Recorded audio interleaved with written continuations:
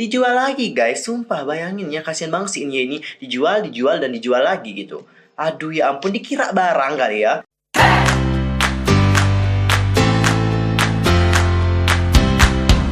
Nah, tuh set. Annyeonghaseyo, Yusuf Kim입니다. Welcome back to my channel. Gimana kabar kalian hari ini? So fine, so good, nothing problem dong kan? Dan buat yang punya problem, keep fighting, okay? Don't give up. Nah, for this time aku akan menceritakan tentang film dari Korea Selatan yang menurut aku jahanam banget filmnya, sumpah. Pas kalian nonton film ini, aku jamin kalian bakal kesel banget dan mungkin kalian teriak-teriak nontonnya. Jujur, aku pas nonton film ini, aku bawa bantal, itu biar bisa ada yang kita tonjok katanya. Karena filmnya emang bikin greget.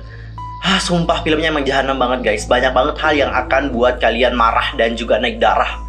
Oke, seperti apa sih kejahanaman film ini? Kalian pasti penasaran banget. But wait, sebelum kita bahas bersama-sama, aku mau minta bantuan dari kalian. Kalau kalian suka dengan video ini, silahkan tekan tombol like-nya. Dan kalau kalian mau berkomentar, mungkin mengeluarkan unek-unek, silahkan juga di kolom komentar ya. Dan jangan lupa juga nih buat follow Instagram aku di @yusrilkim, follow juga fanspage aku di Facebook yaitu Detektif Teori, follow juga Twitter aku di @yusrilkim2, dan pastikan untuk share video ini sebanyak-banyaknya kepada teman kalian yang lain dan juga subscribe channel aku, oke? Tanpa basa-basi lagi, langsung aja kita bahas filmnya bersama-sama.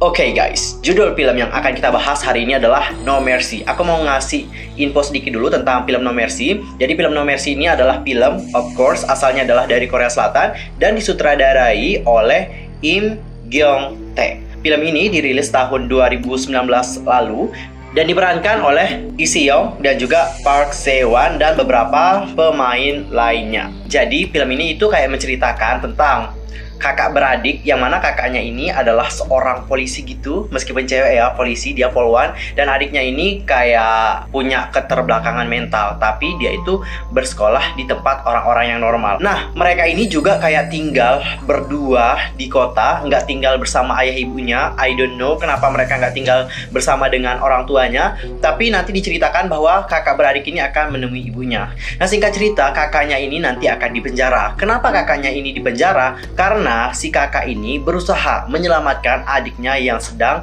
mau diperkosa oleh seorang politisi.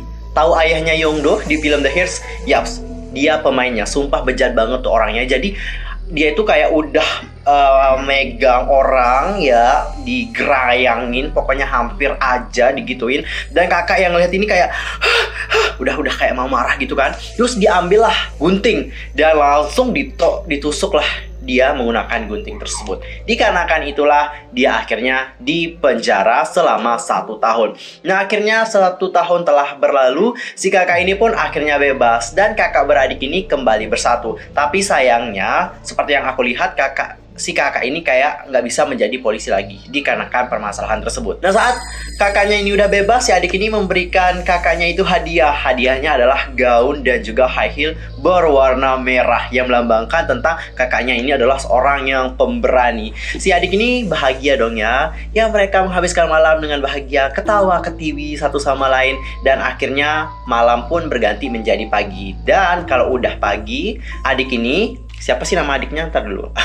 Aku suka lupa nama pemainnya guys. Jadi si Enye ini akan bersekolah di SMA ya. Nah, di sekolah ternyata dia ini memiliki teman yang emang banyak yang licik gitu. Di kelasnya ini ada kayak geng-geng gitu, 3 orang cewek dan juga 3 orang cowok. Yang mana nanti 3 orang cewek ini akan narik si Enye ini, yuk ikut sama kami, kamu pokoknya harus ikut sama kami. Digituin dia. Dan tahu kalian dibawa kemana si Enye ini? Yaitu ke om-om yang ternyata om ini adalah seorang gangster.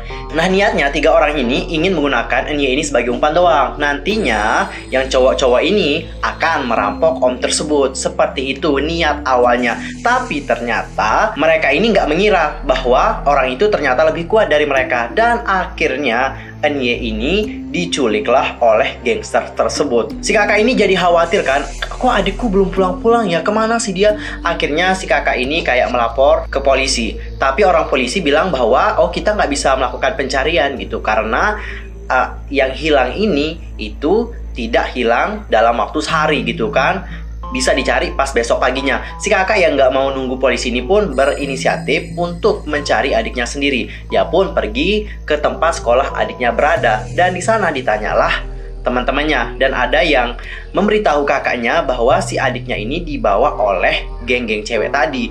Dan kakak ini pun mencari geng cewek tersebut. Dan akhirnya ketemulah mereka di sebuah toilet. Kakaknya ini nggak terlalu bicara banyak. Dia cuma bilang, "Di mana adikku?" Terus yang lain kayak, "Oh, adikmu yang kayak gimana-gimana gitu ya?" Dibilang gitu kan. "Di mana adikku?" Mereka cuman kayak ketawa-ketawa yang kayak rese pengen dihajar gitu kan. Kakaknya ini udah nggak bisa nahan emosi, diambillah rambutnya langsung. "Iya bu, nanti bu ya." Ibunya udah nawarin gorengan guys. Oke, kita lanjutin lagi ceritanya. Jadi diambillah rambutnya cewek ini langsung, pang, dipukul kepalanya ini ke pintu toilet tersebut. Yang lain kayak udah pada ketakutan dong. Tapi semuanya habis dibantai. Si ketuanya ini yang rese banget ini juga akhirnya ya habis juga kena bantai gitu kan. Nggak sampai mati sih guys, cuman dipukul doang gitu supaya mereka ini memberitahu di mana keberadaan adiknya. Akhirnya si ketua ini memberitahu kakak ini bahwa yang tahu keberadaan adiknya adalah pacarnya dia. Dan akhirnya mereka berdua pun pergi ke kos pacarnya cewek tersebut. Dan di sana si cowok ini kayak ya santai gitu kan, lagi tidur-tiduran nih. Terus dia itu kayak mau ngelawan gitu kan, nggak bisa ngelawan guys. Belum apa-apa, lehernya itu langsung diinjek pakai high heelsnya. Dia kayak udah, oh ambilin HP ku, dia bilang gitu sama pacarnya. Dan akhirnya pacar ini ngambilin HP-nya. Dan di sana si cowok ini memberikan kontak si om-om gangster tempat adik dari In-E ini dijual. Dan akhirnya si In-E ini menghubungi gangster tersebut. Singkat cerita, si In-E ini akan menyelinap ke mobil dari si om gangster tersebut. Dan di saat dia udah mulai jalan, langsung kayak mereka melakukan pertengkaran di sana. Sumpah pertengkarannya sengit banget karena lawannya dia juga emang kuat banget gitu kan, seorang gangster gitu loh guys. Tapi pada akhirnya pertarungan itu dimenangkan oleh In-E dan si cowok gangster ini akhirnya disekap guys. Pas selama disekap juga si cowok ini terus memberontak gitu dan hampir terjadi kecelakaan. Nah si In-E selama dalam perjalanan gitu kan, dia terus menanya nih, menginterogasi, "Di mana adikku? Jawab nggak?" Si cowok ini nggak mau jawab-jawab gitu. Akhirnya si cewek ini tahu nggak alat yang bisa mengeluarkan listrik atau yang bisa mengeluarkan sengatan tuh? Dia disentrum pakai itu. Bayangin leher ini disentrum guys. Kayak tapi tetap aja kekeh nggak mau jawab gitu. Mungkin karena udah terlalu sakit mungkinnya, akhirnya dia pun buka suara dan memberikan kontak kepada seorang mucikari tempat adik Nye ini dijual lagi. Sumpah ya, banyak kali dijual ya. Kukira sama om-om doang, tapi lagi dijual ke mucikari guys. Bayangin guys, jadi Nye ini, aduh ya ampun. Dan akhirnya si ini pun sampai ke tempat mucikari tersebut. Dan di sana dia bertemu dengan seorang wanita, yang mana wanita ini pernah mengajari adiknya bagaimana cara menjadi pelacur yang baik. Gitu aja diajarin guys. Tanpa pikir lama ya, pas ditanya, "Di mana adikku?" "Hah? Oh," kayak gitu. Pertama dia mukanya agak kayak rese-rese gitu guys. Tapi dengan sekali pukulan, dia langsung kayak mau nangis. Perasaan waktu itu seingat aku kepalanya ini kayak mau berdarah gitu kan. Terus dia ini dibawa berjalan kan. Tatapan matanya si kakak ini kayak tajam gitu kan. Dibawa berjalan. Yang cewek yang berambut pendek ini udah kayak ketakutan. Terus ada pelayan gitu, cowok pelayan nih, "Cusangyo," dia bilang kan, tolong aku. Belum aja bergerak, yang pelayannya ini langsung disentrum dong dia. Sampai pingsan orang guys. Setelah itu akhirnya sampailah mereka di ruangan mucikari tersebut berada. Dan di sana sumpah ya, mucikari ini emang gak punya hati banget. Dia attes adik orang guys. Itu udah kayak barang testimoni aja ya, pakai di tes. Waktu itu kalau nggak salah ininya, ya barangnya itu kayak digigit sama adiknya sampai berdarah. Rasain kan, adiknya itu kasihan banget sih dipukul lagi sama si mucikari. Kesel banget dipukul ya guys, kasihan si adik itu ya. Gara-gara dia ini kayak pas mau melakukan itu ya berbuat sesuatu hal yang mengundang emosinya. Dan di sana si mucikari ini kayak nggak terlalu takut sama kakaknya. Dia kayak santai aja gitu kan, sambil merokok, sambil ngejek-ngejek orang. Tapi akhirnya mereka pun melakukan sebuah pertengkaran. Dan ternyata si mucikari ini punya sebuah senjata, yaitu pistol. Aku sempat mikir bahwa si kakak ini akan kalah di sana, tapi nggak guys. Wah sumpah pertarungan mereka juga sengit banget. Sampai pada akhirnya si mucikari tersebut dikalahkan. Dan kakaknya ini, si In-E ini, dia itu udah berdarah banget. Gila sih, darahnya banyak banget. Dan karena mucikari itu telah dikalahkan, si wanita yang menjadi pegawainya ini akhirnya memberikan kontak kemana adiknya itu dijual. Dijual lagi guys, sumpah bayangin ya, kasihan banget si Inye ini. Dijual dan dijual lagi gitu. Aduh ya ampun, dikira barang kali ya. Ternyata orang yang membeli ini adalah kakek-kakek yang udah berumur. Bayangin guys, udah kakek-kakek masih aja cari anak muda gitu kan. Singkat cerita, kakek-kakek ini di saat mereka melihat anak-anak SMA lewat, mereka di sana bilang, aku nggak mau mati kalau belum mencicipi gadis segar katanya. Bukan gadis, tapi daging segar dia bilang. Tahu kan apa yang maksud dengan daging segar? Oke, udah. Nggak usah kita jelasin panjang lebar ya. Yang penting itu, dia katanya mau nyicipin daging segar. Yang lebih bangsatnya adalah si kakek ini, pas kakaknya ini lagi di penjara, si ini di penjara, dia pernah menyetubuhi adik orang di tokonya. Guys, bayangin guys, si Enye ini, udah sumpah kalian kayaknya nangis deh kalau ngelihat cerita dari Enye ini. Nggak dijual, tapi sebelum dijual aja dia udah digituin. Bayangin coba, kasihan banget kan? Si kakak ini pun pergi ke tempat kakek-kakek itu berada. Dan di sana kebenaran terungkap. Si pasangan kakek-kakek ini kayak sedih gitu karena merasa telah dihianati. Dan akhirnya nenek-nenek ini pun pergi meninggalkan kakek tersebut. Dan ditinggallah kakek itu bersama dengan In-e. Disinilah pembalasan dari In-e untuk adiknya. Si kakek ini langsung dibawa, diseret dong guys. Tangannya ini ditaruh di pintu. Pintunya ini dihentakkan terus ke tangannya sampai tangannya ini berdarah. Bayangin ya, kita sekali aja kena jepit udah sakit banget. Itu berkali-kali guys. Aku kayak mau nangis gitu lihatnya ya, meskipun dia mungkin emang agak licik gitu ya, tapi kalau ngelihat orang disiksa kayak gitu aku nggak kuat gitu ya.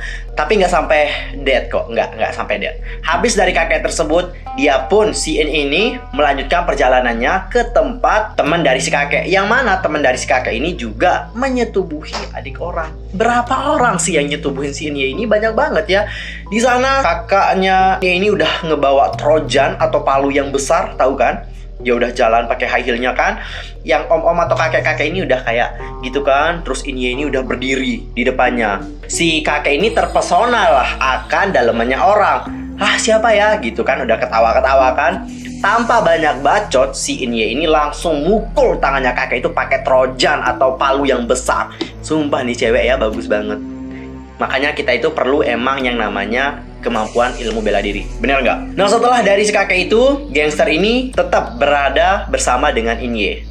Dia nanti akan disiksa habis-habisan. Yang mana dia nanti ditaruh di bagasi. Terus mobilnya ini kayak dihempas ke kanan, hempas ke kiri, mundur ke belakang, maju ke depan, mundur lagi, sampai dia itu merasa tersiksa banget. Itu udah kayak neraka di dalam kehidupan yang sebenarnya. Tapi dia itu dibiarkan hidup. Dan kita akan lanjut membahas tentang Enye. Kalian tahu nggak Enye ini berada di mana? Ternyata Enye ini dibeli oleh politisi yang pada awal emang berniat untuk menyetubuhi atau membalaskan dendamnya atas suatu hal yang di masa lalu belum ia tuntaskan. Dan akhirnya si Enye ini kayak dibawa gitu sama suruhannya si politisi ini. Tapi akhirnya suruhan dari si politisi ini kayak kasihan gitu sama Enye dan juga nggak tega banget. Akhirnya dia kayak berkhianat gitu. Dia pengen membebaskan Enye, tapi konsekuensi untuk dia itu sangat besar guys. Dia menjadi korban. Dia nanti kayak digantung gitu. Habis itu ya sampai mati. Dan kita akan lanjut.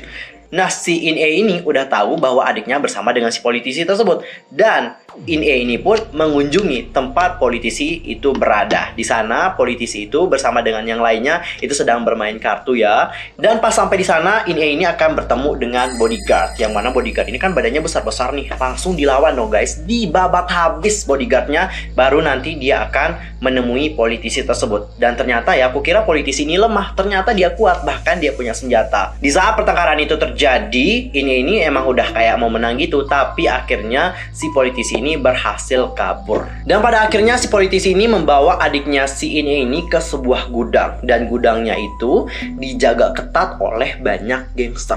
Nanti satu cewek ini ngelawan beratus-ratus gangster di tempat tersebut. Aku ngiranya ya ini akan kalah gitu. Gila aja kali ya, masa satu orang cewek berhasil ngalahin beratus-ratus cowok di sana? Ya masa iya gitu ya, nggak masuk akal banget. Tapi ternyata si ini berhasil mengalahkan mereka semua guys. Dan pada akhirnya si ini berhasil membunuh si politisi tersebut. Dan akhirnya dia pun berhasil membawa adiknya yang sudah terluka parah dikarenakan dipukul sama orang lain. Ininya udah kayak apa ya aku bilangnya, mukanya emang udah kayak lebam gitu, darahnya juga banyak. Aduh, kasihan banget sama adiknya, sumpah. Aku kalau ngeliat adiknya itu mau nangis gitu. Dan film ini berakhir dengan happy ending. Si ini berhasil menyelamatkan adiknya Anye, dan akhirnya mereka pun berkunjung ke rumah orang tua mereka. Meskipun akhirnya happy ending, tapi aku benar-benar masih sakit hati banget ngelihat banyak orang yang sama Anye ini, sumpah sakit banget gitu loh. Buat kalian yang mungkin penasaran dengan filmnya lebih lanjut, kalian langsung nonton aja ya. Ini aku tuh cuma cerita doang gitu. Aku anggap kalian sebagai teman, yang mana aku di sini menceritakan tentang film yang baru aja aku tonton. Gimana nih? Apakah kalian tertarik untuk nonton? Kalau kalian tertarik, langsung aja searching No Mercy. Kayaknya udah ada deh di Netflix. Nanti kalian cari ya. Kalau nggak ada di Netflix, mungkin kalian bisa cari di situs streaming yang agak legal, mungkin ya, ilegal gitu. Kayaknya ada deh. Ntar kalian cari ya, oke? I'm Yusuf Mamet. Aku mohon maaf kalau ada kesalahan yang tak disengaja. See you next time di video berikutnya yang lebih menarik lagi. Annyeong! Gamsahamnida.